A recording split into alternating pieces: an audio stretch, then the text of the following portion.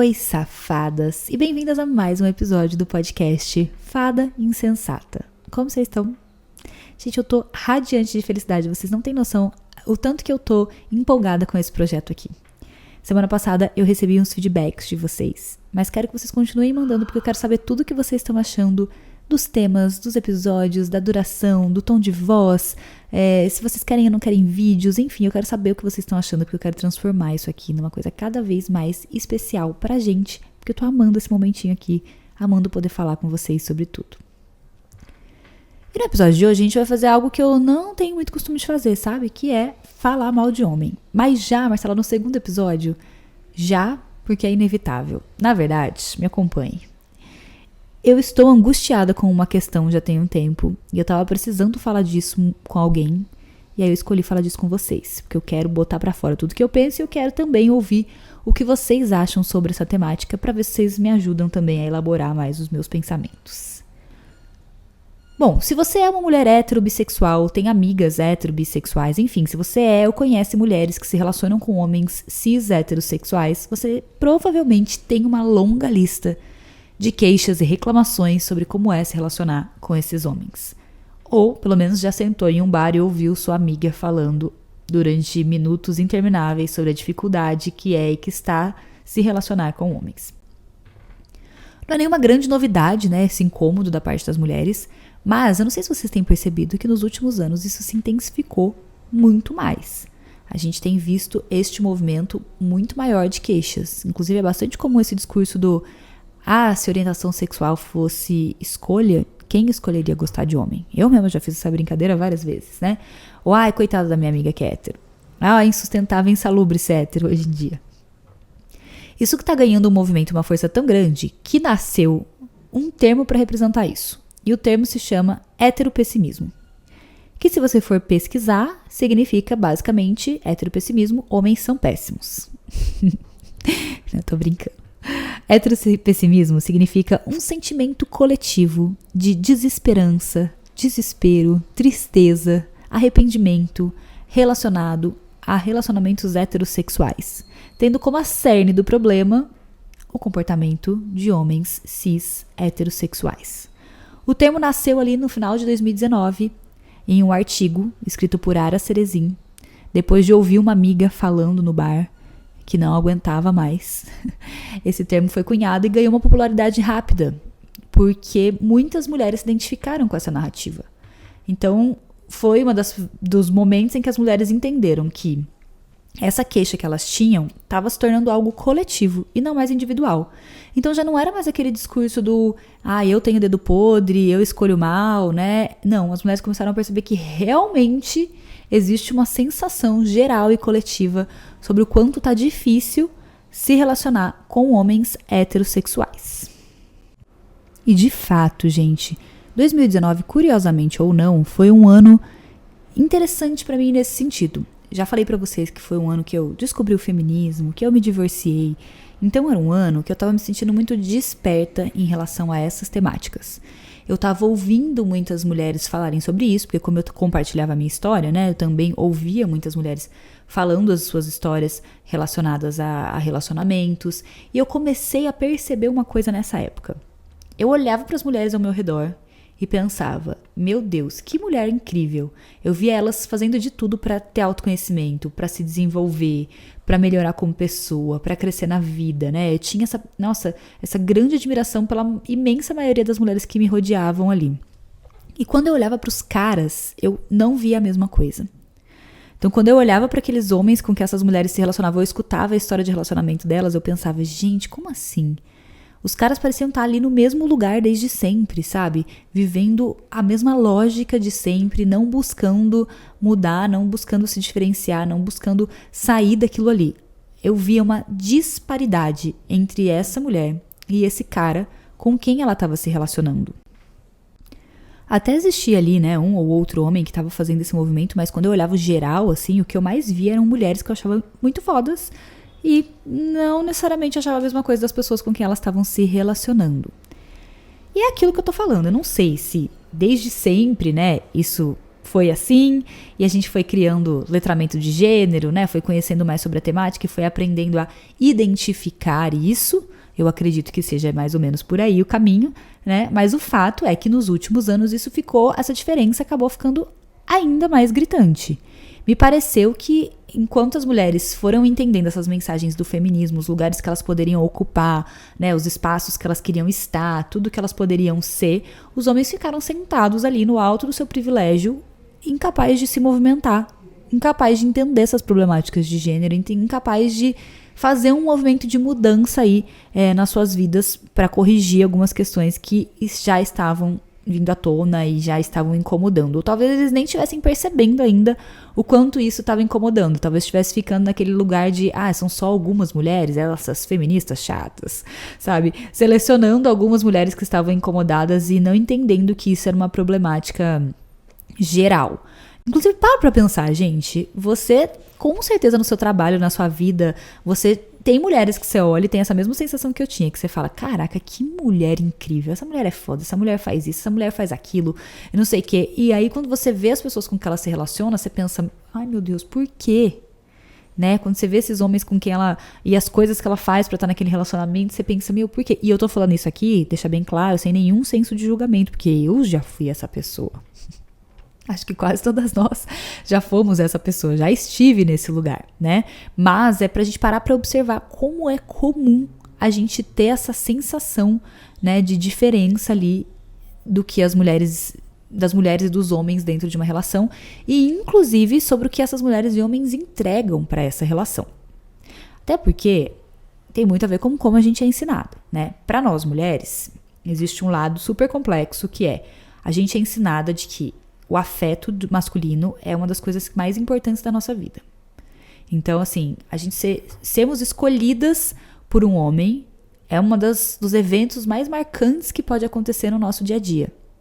E a gente tem que fazer de tudo e se dedicar para entregar tudo possível para não perder este homem que nos escolheu. Vocês já devem ter lido o livro, se não, fica aí de recomendação, chama A Prateleira do Amor. Neste livro, trata justamente dessa questão em linhas muito gerais, como se nós mulheres aprendêssemos a ficar numa prateleira, expostas e prontas para sermos escolhidas por um homem que nos queira. E a partir desse momento que a gente é escolhida, isso por si já é um grande privilégio que deveria fazer com que a gente se mobilizasse para fazer de tudo por este homem que nos escolheu. Primeiro a gente faz de tudo para ser escolhida, submete a todos os padrões possíveis para ser escolhida e depois faz de tudo para ficar nessa relação. Aceita qualquer migalha dessa relação, qualquer tantinho de afeto que a gente possa só para estar nessa relação, só para ser a escolhida, só para estar recebendo mínimo de afeto que nos é oferecido ali. Eu já me vi nessa situação várias vezes. Eu consigo olhar para trás e pensar em relacionamentos que eu entrei simplesmente porque eu fui escolhida.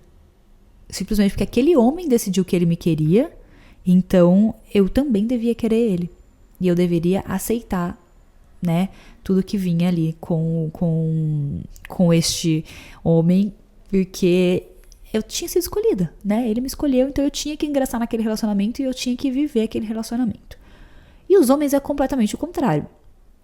O que é ensinado para eles é ficar o mais distante possível das suas emoções, né? Não entrar em contato, não falar sobre as suas emoções. Então parece que os caras estão vivendo uma indisponibilidade de afeto gigante, além de estar fazendo o mínimo esforço possível, né? Então assim, como a gente aprendeu a se doar tanto e aceitar migalhas, os caras fazem nada, faz o mínimo esforço possível. Tem medo do relacionamento, tem medo de se entregar, medo de se apaixonar, né? Rola aquela coisa do zombar, né? Do ser visto como uma crítica ou como um motivo de piada um homem que está apaixonado, que é apaixonado pela sua mulher, né? Então isso é recorrente no discurso masculino em geral. A gente vê isso muito bem marcado naquela história do...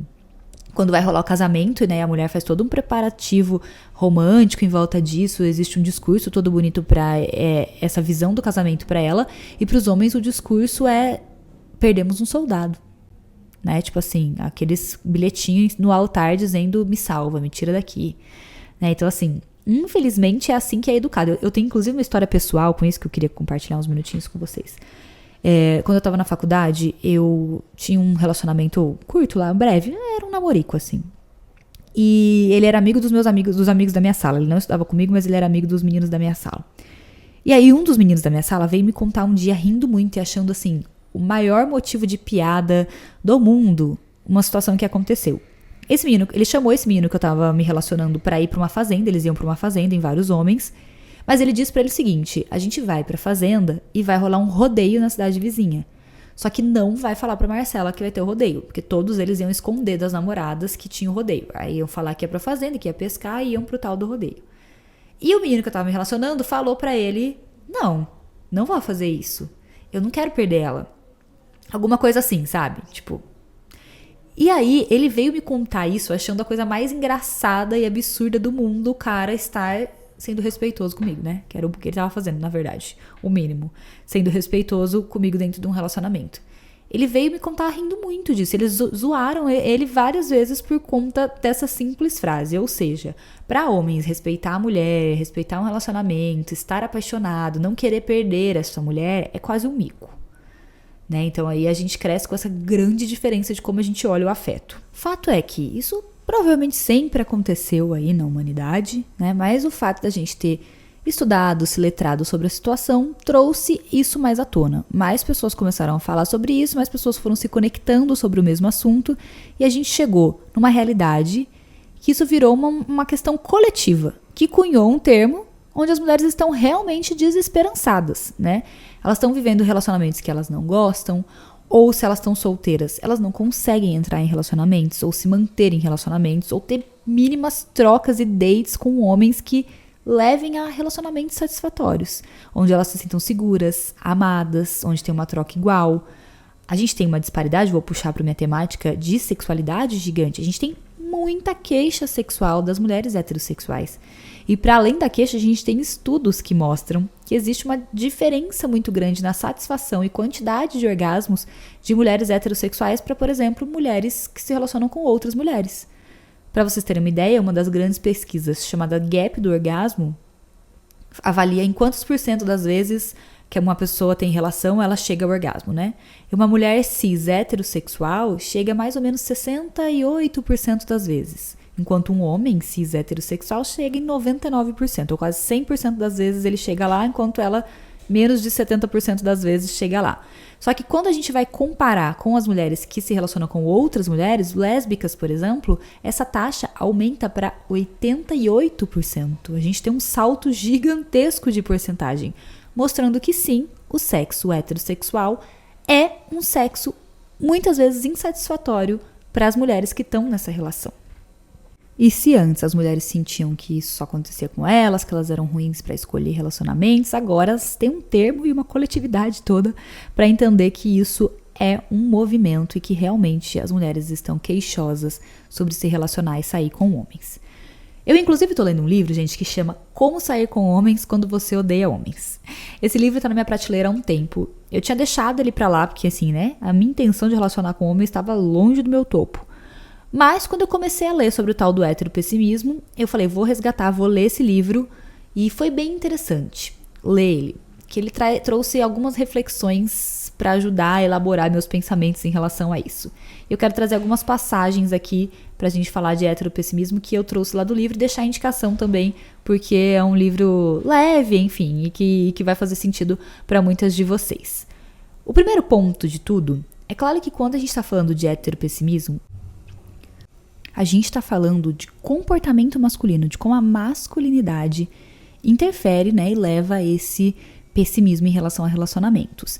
E isso como uma entidade geral, né, não um homem específico. Esse é um dos trechos do livro que eu achei interessante, porque ela fala, individualmente, eu gosto muito dos homens, mas coletivamente, eu acho que os homens oprimem as mulheres. Então, assim, a gente não tá falando das exceções, a gente não tá falando dos caras legais, a gente tá falando do coletivo e de uma realidade que já se mostrou ser verdadeira, né? Então a gente já sabe que ela realmente acontece. Bom, além disso, uma reflexão que o livro traz é dos cuidados que a gente tem que ter com o nosso lado. Embora a gente saiba que o comportamento masculino leva a isso, a gente precisa se policiar do nosso lado para não replicar padrões, principalmente para as meninas mais novas, ou midiaticamente, ou para as nossas amigas que endossem esses discursos. Por exemplo, Quando tem aquele discurso do homem é tudo igual, se você mudar só vai mudar o problema, homem trai mesmo, né? Eu já escutei isso várias vezes na minha vida. Isso vai ajudando a perpetuar esse ciclo onde essas mulheres ficam dentro dessas relações ou aceitam coisas absurdas dentro dessa relação e não conseguem nem criar a consciência de que aquilo ali tá errado. Se sente machucada, se sente incomodada, mas não consegue nem entender que é uma coisa maior e que não diz respeito a ela. E que ela tem direito de se sentir incomodada com vários desses comportamentos. Então, a gente tem que ter esse olhar pra gente, né, de cuidado com o que a gente replica e repassa por aí. Não que seja nossa culpa o heteropessimismo acontecer, mas que do nosso lado, o que a gente pode fazer, né, como mulher, é não endossar esse discurso para outras mulheres, para que elas consigam perceber desde sempre que aquilo ali tá errado. E a gente trazer o contrário, a gente trazer à luz essas outras problemáticas para que as mulheres consigam se identificar e ver que elas não estão sozinhas em se incomodar com aquilo tudo, né?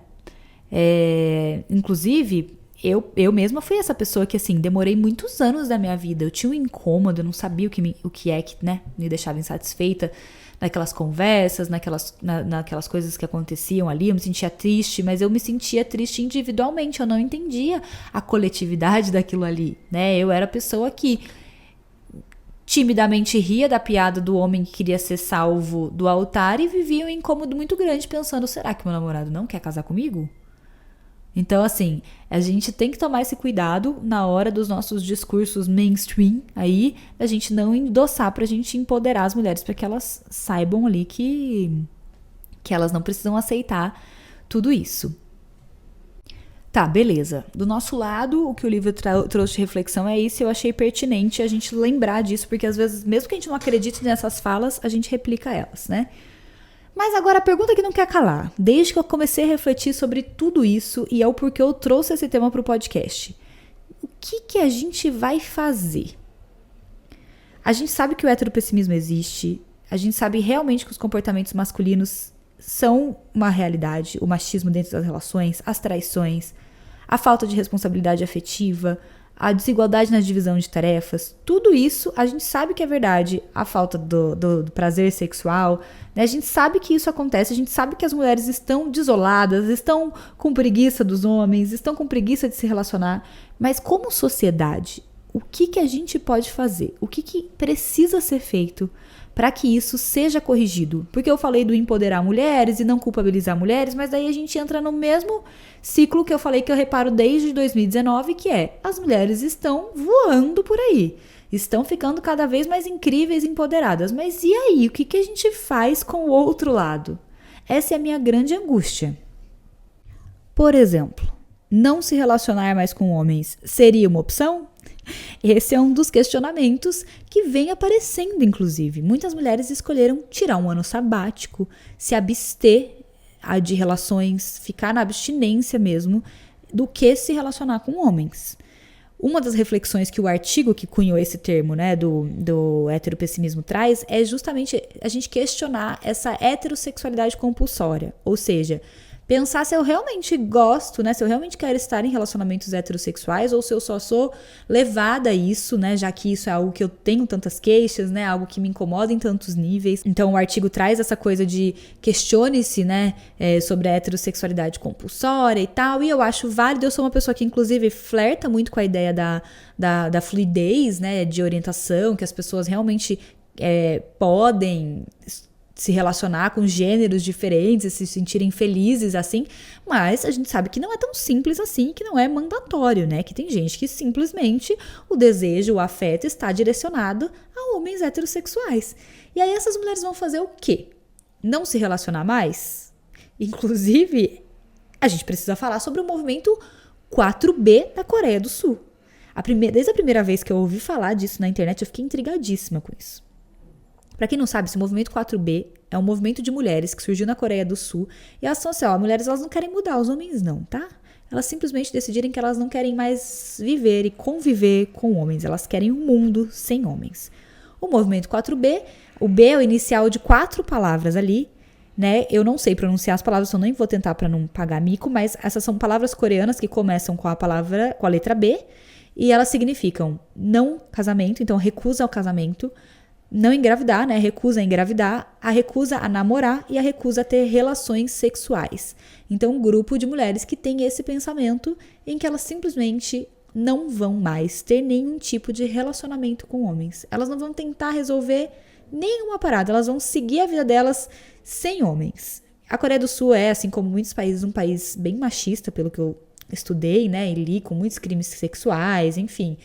E elas tomaram essa atitude considerada radical por muitas pessoas de erradicar os homens da vida delas. Pode ser uma solução? Pode ser uma solução.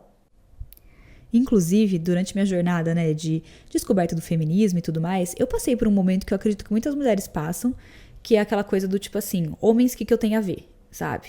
Tipo, eu não quero nem saber. Eu não vou educar homem, não vou perder tempo com homem, não quero conversar com homem, quero que eles desapareçam do mundo, quero que as mulheres sejam mais poderosas, incríveis, fodas, ocupem todos os espaços e homem não tem nada a ver com isso. Já pensei assim, e aí conforme eu fui amadurecendo, né, meu pensamento, eu fui entendendo que em alguns graus a gente tinha que se relacionar com homens, né, seja no âmbito familiar, pais, irmãos, filhos, seja no trabalho, ou seja, se assim for o nosso desejo, a nossa orientação, romanticamente falando, sexualmente falando. Então essa ideia de ser excludente, né, de tirar os homens geral da discussão, eu entendi que não ia funcionar, que a gente precisava pensar melhor no que fazer com isso. E aí esse pensar melhor é de uma maneira que eu vou ser 100% sincera com vocês, até hoje eu não sei qual é a conclusão. Como que a gente vai fazer para os homens enxergarem a problemática de gênero?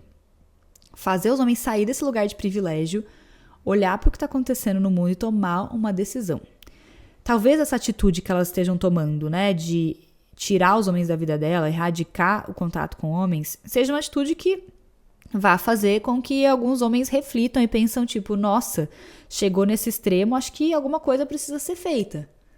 Não é possível, não deu muito certo, né? O que foi feito até aqui não tá muito bom, mas eu não sei, não, eu tenho minhas dúvidas. Porque a tendência é o quê? Tratar isso como casos isolados, né, extremistas, e não se dá atenção para o que realmente está acontecendo. Aí, por outro lado, eu fico pensando, então, como?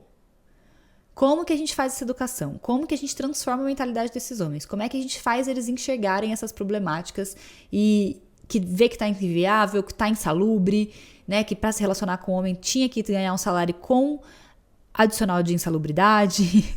A gente já não sabe mais o que fazer, as mulheres não sabem mais o que fazer para conseguir ter relacionamentos com homens. Então, esse para mim é o grande X da questão.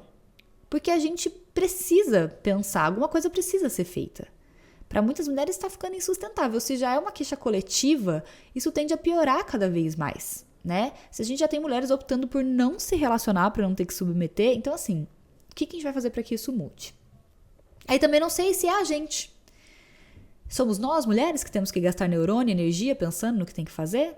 É que eu fico incomodada, eu fico pensando, eu já gasto meus neurônios aqui. Mas eu fico me questionando, tem que vir da gente? Vocês sabem que eu trabalho com sexualidade, né? Só que meu foco é em sexualidade feminina. Eu tenho uma marca de Sexual Care, eu dou muita palestra. Inclusive, quem não conhece minha marca ainda, ela se chama Magix, M-A-G-X. Só entra lá no meu perfil pra vocês conhecerem, tem produtinhos assim, ó, maravilhosos. Mas enfim. Sempre que eu vou dar palestra, curso, uma das coisas, quando eu termino, uma das coisas que eu mais escuto é assim: nossa, os homens precisavam ouvir isso que você falou. Ou chega em mim, cara, eu queria muito que meu marido tivesse escutado o que você disse aqui hoje. E aí vem o pedido: você não faria um curso para homens? Por que você não fala com homens sobre esse assunto? E aí, cara, assim, pra mim é muito difícil, porque eu não sei se eu falaria com homens. Sendo muito sincera, se eu tenho energia para fazer esse movimento de educar homens sobre uma realidade que eu sei que eles precisam ser educados, mas que vai exigir de mim uma parada que eu não sei se eu tô pronta, sabe? Eu escolho usar a minha energia para educar mulheres, porque eu não sei se eu tenho essa disponibilidade emocional. Às vezes eu entro em live, não tenho como controlar quem é o público dessa live, e eu tô lá dando o máximo de mim, fazendo a parada massa, educação lá e tal. E os homens que entram nos comentários são tão escrotos, sabe? Não tem nada a ver com o propósito que tá sendo feito ali. E aí eu fico, nossa, não sei se eu quero realmente comunicar com homens, gastar meu tempo e minha energia mudando alguma coisa em homens, sabe? Mas eu entendo a angústia dessas mulheres, porque elas querem se relacionar com esses homens, e elas gostariam de se relacionar com esses homens que entendessem essas problemáticas. Eu sei que alguma coisa precisa ser feita, que não dá só para continuar um movimento de vou empoderar totalmente essas mulheres e os homens que se lasquem, porque aí acontece o que está acontecendo. As mulheres estão despertas, entendendo que o mundo mudou, e os homens estão parados lá no mesmo lugar. A maioria, tá, gente? Vamos lá. A gente sempre tá falando de maiorias aqui. Aí, às vezes, eu me pego, e se eu fizer para casais, pode ser uma opção, né? Enfim, não é um homem sozinho, educar casais. Essa é o meu grande questionamento, assim, pessoal de trabalho. Mas aí, voltando ao X da questão, que é o que a gente faz? Para mim parece claro que a gente precisa reestruturar o modo como as masculinidades são construídas na sociedade. Então a gente constrói uma masculinidade totalmente tóxica, né? Extremamente tóxica. Os homens são ensinados que não pode entrar em contato com o sentimento, não pode expressar emoção e principalmente a base do patriarcado na formação da masculinidade é fazer os homens acharem que ser uma mulher é uma coisa negativa. Então há sim uma diminuição da figura feminina perante os homens. Exemplo disso, clássico. Não faz isso que isso é coisa de menininha. Chorar é coisa de mulherzinha. O que está implícito nessa frase quando eu digo isso? Está dizendo que isso é uma atitude que menina faz e, portanto, é uma atitude degradante, é uma atitude inferior. E se você fizer isso, você está se inferiorizando. Você está se colocando no lugar humilhatório, rebaixado, que é isso que eu penso sobre as mulheres. Por trás dessa frase, é isso sim que está sendo dito. Isso está lá no centro da educação dos meninos. Então a gente precisa urgente rever esse padrão de construção de masculinidade. Entender como que a gente pode criar um padrão saudável de masculinidade, né? De homens que entrem em contato com as suas emoções, que elaborem. Da onde que a gente tira recurso e referência para isso? Primeiro, a gente teria que destruir, né? Desconstruir, vamos dizer assim, a ideia que eles têm de que ser mulher é algo negativo. Ou que as mulheres são inferiores a homens. Porque o nosso padrão hoje de lidar com emoções seria mais ou menos o padrão que as mulheres lidam, né? Como as mulheres leem o mundo, como as mulheres se relacionam com a sociedade ou socialmente falando. Que aparentemente é muito mais saudável. Marcela, mas eu conheço mulher tóxica. Eu também. Mas a gente está de novo falando do geral. Em geral, a postura das mulheres no mundo, como as mulheres se relacionam em sociedade, é muito mais saudável. Isso fica claro, por exemplo, quando a gente vai pesquisar sociedades matriarcais, que já existiram, né, ou que existem, a gente vai ver que existem muito menos relatos de violência, que o convívio em sociedade era muito melhor. Uma coisa que prova isso muito bem. Vocês viram recentemente aquela trend que perguntavam para as mulheres, tipo, se você estivesse sozinha numa floresta à noite, você preferia encontrar um homem ou um urso? E muitas mulheres respondiam o urso, né? Isso acabou viralizando, deixando muitos homens indignados, que elas preferiam encontrar o urso do que encontrar um homem na floresta à noite. E aí as mulheres começaram a fazer essas trends com homens, com seus parceiros, o pai das suas filhas, né? Então o que elas faziam? amor, se a nossa filha de 5 anos estivesse perdida numa floresta à noite, você preferia que ela encontrasse um homem ou um urso? Os homens, eles titubeavam muito na resposta, eles ficavam muito assim, querendo dar voltas e não responder um urso, né? Ficavam muito disso, mas depende disso, depende daquilo. Aí eu vi algumas mulheres fazendo uma sacada genial. Eles demoravam ali para chegar nessa resposta, né, entre o homem e o urso, e elas mudavam a pergunta e falavam, e se fosse entre uma mulher e um urso? Nossa filha tá perdida à noite, você prefere que ela encontre uma mulher ou um urso? E em menos de meio segundo, todo mundo respondia uma mulher. A resposta rápida fala muito sobre como a masculinidade na nossa sociedade, ela não é só difícil de relacionar amorosamente, mas ela é marcada pela violência. Ela é marcada por tantas coisas negativas que a gente tem medo do padrão de masculinidade, encontrar um homem à noite, enquanto a gente não tem medo de encontrar uma mulher. E a gente não está falando aqui só de porte físico, porque a gente não falou um homem forte. A gente falou um urso ou uma mulher. A gente falou um homem ou um urso. E muitas mulheres preferiram um urso mesmo maior e mais forte do que a maioria dos homens, né? Então a gente não tá falando sobre força física, a gente tá falando sobre violência. A gente tá falando sobre como a masculinidade está negativa e violenta. Quando eu penso nisso, uma solução para mim é muito clara. Quando a gente está falando de crianças e adolescentes, a gente resolve isso através da educação sexual. Educação sexual, eu sou uma grande defensora dessa bandeira e para quem não sabe, ela não fala só de sexo. Quando a gente fala de um projeto de educação sexual, a gente está falando, inclusive, esse letramento, esse ensinamento sobre gênero para crianças, para meninos e meninas. Então, ensinar desde cedo, tirar essas questões enraizadas do machismo na sociedade, né? Valorizar as meninas perante os meninos, ensinar a divisão de tarefas normal, enfim, ter uma educação em que a gente lime essas coisas de gênero, essas questões de gênero que incomodam tanto a sociedade e que tem raízes em tantos preconceitos. É uma educação que traz meninas e meninos a pensarem diferente, né? A entrarem em contato com as suas emoções, a verbalizarem, a construir basicamente esse conceito de masculinidade de uma maneira diferente, né? A gente tem que reconstruir isso aí. Quando a gente está falando de crianças e adolescentes, beleza, essa é a resposta para mim. Não é tão fácil porque a gente tem muitos preconceitos e barreiras em relação à educação sexual, mas é um caminho que eu consigo enxergar que vai funcionar. Mas a minha angústia vem, sabe de onde? O que a gente vai fazer com homens adultos? Como que a gente vai mudar essa estrutura? Sabe, porque tipo assim, até tem uma parcela de homens que está interessado, que está fazendo algum movimento. Mas assim, é uma minoria, né, gente? É uma minoria perto de uma grande, imensa maioria que inclusive está ocupando lugares de poder e formando opiniões e reforçando no mundo e mediaticamente, constantemente, esses padrões de masculinidade. Como que a gente vai mudar isso, essa mentalidade? Pra gente poder salvar os relacionamentos, pra gente acabar com o heteropessimismo, pra gente não precisar viver num mundo em que uma parcela das mulheres escolhe, prefere se abster de se relacionar do que tá num relacionamento com um homem hétero. O que a gente vai fazer? Essa é a minha angústia, entendeu? E quando eu comecei esse podcast, né, que faz uma semana só, então tá fresca a informação na cabeça de vocês, eu disse que eu não tinha resposta para todas as minhas angústias e que eu precisava de um podcast justamente pra gente trocar e pra eu poder falar das coisas sem chegar numa conclusão.